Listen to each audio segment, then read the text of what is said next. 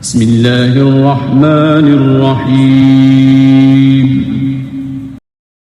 فأزلهما الشيطان عنها فأخرجهما مما كانا فيه وقلنا اهبطوا بعضكم لبعض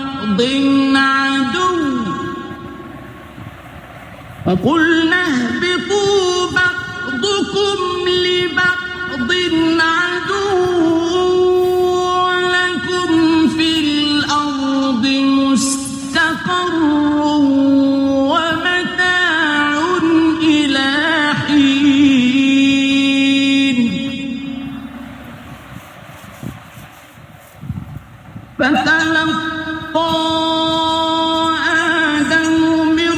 ربه كلمات فتاب عليه إنه هو التواب الرحيم قلنا اهبطوا منها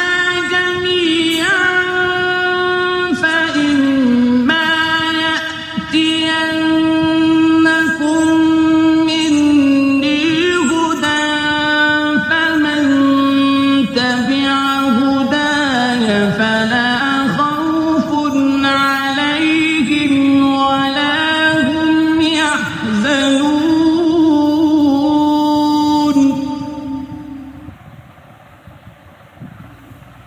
والذين كفروا وكذبوا بآياتنا